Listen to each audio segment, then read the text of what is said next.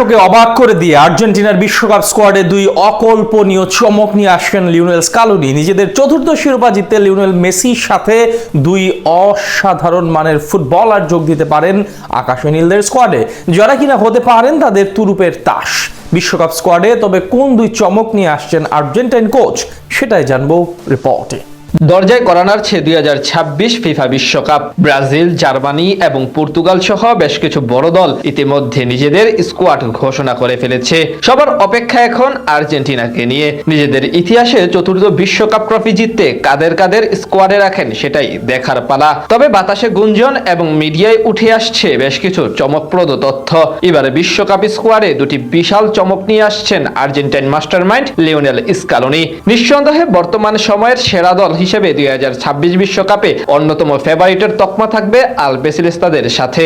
তাদের স্কোয়াডের শক্তিমত্তাও দারুণ, তবে কারিগরি ফুটবলারদের নিয়ে এক মধুর সমস্যায় আছে টিম ম্যানেজমেন্ট। কাকে রেখে কাকে দলে রাখবে সেটাই যেন এক গোলক ধাঁধা। এর সবের মাঝে এখন দুই তারকা ফুটবলার আলোচনার শীর্ষে। ফিফার নিয়ম অনুযায়ী বিশ্বকাপের জন্য প্রাথমিক 55 সদস্যের বিশাল তালিকা থেকে ধাপে ধাপে খেলোয়াড় কমিয়ে আনার পরিকল্পনা করছে আর্জেন্টিনা ফুটবল অ্যাসোসিয়েশন। সর্বশেষ খবর অনুযায়ী কোচ স্কালোনি আপাতত 28 জনের একটি সংক্ষিপ্ত তালিকা তৈরি করতে যাচ্ছেন। আর সেই তালিকায় আর্জেন্টিনা ভক্তদের জন্য থাকতে পারে বড় দুটি চমক। তারা হলেন ফরওয়ার্ড এমিলিয়ানো বুয়েন্দিয়া ও উইঙ্গার মাতিয়াস সোলে। এই দুই তরুণ ও প্রতিভাবান ফুটবলার দীর্ঘদিন ধরে জাতীয় দলের মূল পরিকল্পনার বাইরে ছিলেন, তবে চলতি মৌসুমে ইউরোপিয়ান ক্লাব ফুটবলে দুর্দান্ত পারফরমেন্স করে আবারও লাইমলাইটে উঠে এসেছেন। স্কালোনিও তাদের সাম্প্রতিক পারফরমেন্সে ভীষণ খুশি বলে জানা গেছে। চলতি সিজনে দারুণ ফর্মে আছেন এমিলিয়ানো বুয়েন্দিয়া। অ্যাস্টন ভিলার হয়ে ইউরোপিয়ান লিগের ফাইনালে ট্রফি জয়ের দিনে হয়েছেন সেরা খেলোয়াড়। এছাড়া এই সিজনে প্রিমিয়ার লিগে 6 গোল এবং জোড়া অ্যাসিস্ট করা এই ফুটবলার সর্বমোট করেছেন 11 গোল ও 9 অ্যাসিস্ট। তার মূল শক্তি হলো মিডফিল্ড পজিশন সহজেই দখল করে নিয়ে গোল করার মাঝে ভূমিকা রাখতে পারেন, যার কারণে এমিলিয়ানো বুয়েন্দিয়াকে আলাদাভাবে নজরে রেখেছেন স্ক্যালোনি। অন্যদিকে মাতিয়াস সোলে দীর্ঘদিন ধরে আছেন স্ক্যালোনির কোডবুকে।